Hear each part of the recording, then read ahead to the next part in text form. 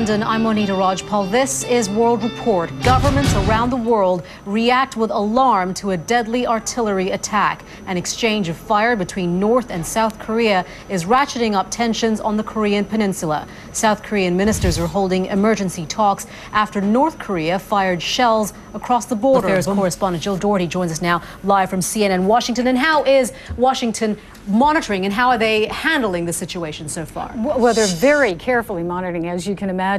And look at that statement that you just read. Jill Doherty in Washington, thank you for that. Well, the UK has also condemned what it calls North Korea's unprovoked attack. In a statement in the past hour, British Foreign Secretary William Hague said such unprovoked attacks will only lead to further tensions on the Korean peninsula. In Russia, Foreign Minister Sergei Lavrov told Reuters the escalation in tensions represent a colossal danger and called for an immediate halt to fighting.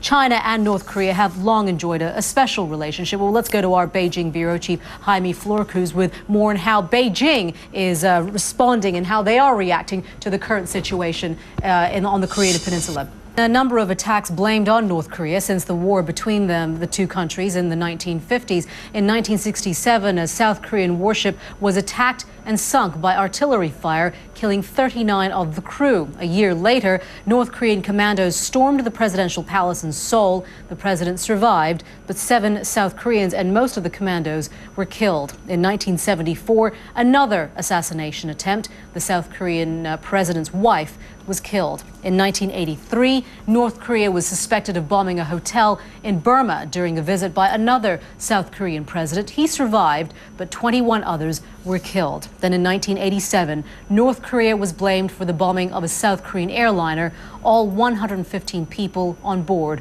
were killed.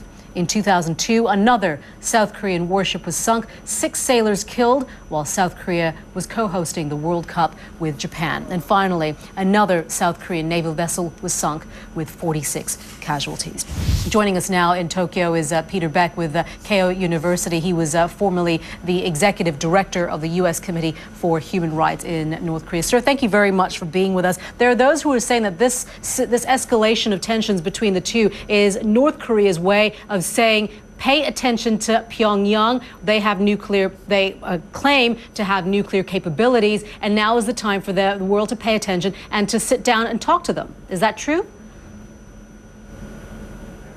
That's right. I mean, let's face it, despite the threat that North Korea poses both to South... Aung San Suu Kyi has been a lot of things over the last 20 years, a political prisoner, a Nobel Peace Prize winner, and a mother. In Myanmar on Tuesday, a reunion 10 years in the making. Qantas is set to put its fleet of Airbus A380s back in the skies. The airline grounded the Super Jumbo earlier this month after a big scare during a flight from Singapore to Sydney. Qantas says the A380s will be phased back into service starting this weekend.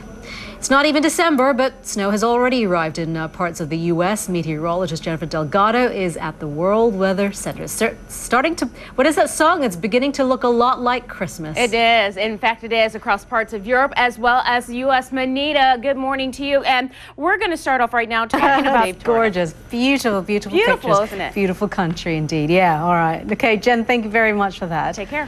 And I'm Monita Rajpal in London. We'll update you of the unfolding situation on the Korean peninsula just ahead. You're watching CNN.